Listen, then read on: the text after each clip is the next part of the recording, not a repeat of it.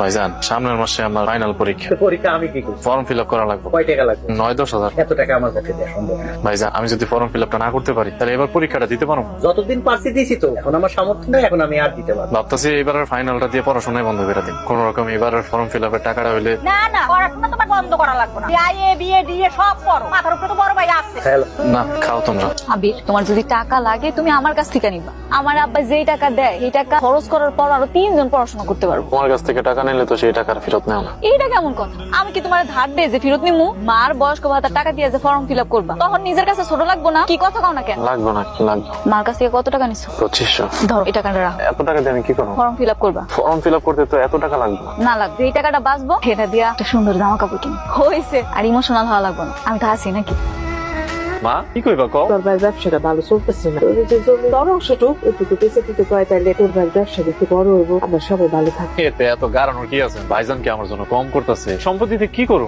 তাইলে তো হয়েই গেল। ভাইজান 3-4টা চাকরির আবেদন করতে হবে, 500 টাকা লাগবে ভাইজান। না রে ভাই, এখন আমার কাছে 500 টাকা মানে 5 লাখ টাকা সমান। এখন থেকে নিজের রাস্তা নিজে পাইছি। আমি তো কবে থেকেই শুনতেছি চাকরি কি আর হয় না তোমার? নাকি কৌশলে ভাইয়ের টাকা নষ্ট করা? আমরা তো পড়াশোনা করছি, এত কারি টাকা লাগে না আমার। আমার মনে হয় না যে আমি আর চাকরি পাম। চলো না আমরা দুজনে পালাই যাই। কি কইতেছো তুমি সব? তারা ছাড়া আমার আর উপায় আছে? আমার লাইফে যে কি হবে আমি নিজেও জানি না। মতো পড়াশোনাটা করো, দেখবে একটা না একটা গতি ঠিকই। তোমার খরচের টাকা যা লাগে আমি তুমি আর কত দিবা আমারে কও? না নিতে পারলে আমার হারানোর জন্য প্রস্তুতি নাও।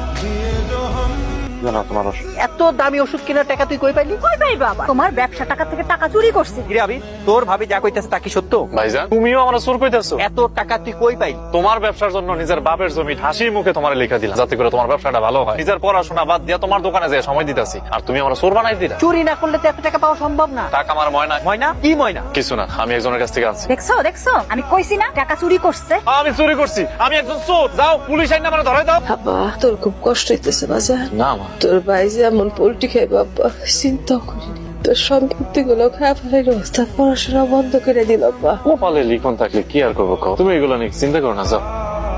কি হইছে তোমার? ভাইজান বেলা তো অনেক হইল, একটা ব্যবস্থা করো। কি ব্যবস্থা করবো তোমার ভাইজান? কাপন করার ব্যবস্থা করতে হইব না? করো, সব কি ভাইজানি করতে হইব? তোমার কোনো মুরদ নাই? আমার কাছে তো টাকা নাই। বাজার করা লাগে ক, কিনা নিয়ে আয়। টাকা দাও না ভাইজান। ওরে বাবা, টাকা লাগবো তো, সবকিছু কি আমারই করা লাগবে? মায়ের কি খালি আমি একাই পুত? তুই না, আমি একটা টাকা খরচ করতে পারবো, তুই নিজে পারলে নিজে কইরা। এমন কি মায়ের লাশ এইভাবে পড়ে থাকবো? সগীর, তুমি কি মানুষ না অন্য কিছু? তোমার মা মারা গেছে আর তুমি তার আফন কাপনের ব্যবস্থা না করে খাওন নিয়ে বইছো। এত আল্লাহ দেখাইতে আইবেন না। মা আমার, আপনার না। তুমি আমার ক্ষমা করে দিও। তুই বের হয় এই বাড়ি থেকে। কি কইতাছো ভাবি? আমার বাড়ি থেকে আমি বের হয়ে যাবো? কোনটা তোর ঘর? এই বাড়িতে তোর কোনো ঘর নাই। আমার বাড়িতে আমার কোনো ঘর নাই। এটা যে তোর বাড়ি, এই কথা তোরে কে কইলো? এই যে আমার নামে জমি লেখা দিছ, সেটা ভুলে গেছো? ভাইজান কি কইতাছো?